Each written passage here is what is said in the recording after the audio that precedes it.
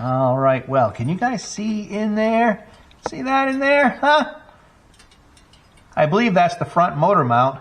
I've ordered new motor mounts, new front motor mounts for this bike, and I believe what I'm looking at down in the bottom there is the front motor mount, and it looks like it's sitting right at the bottom.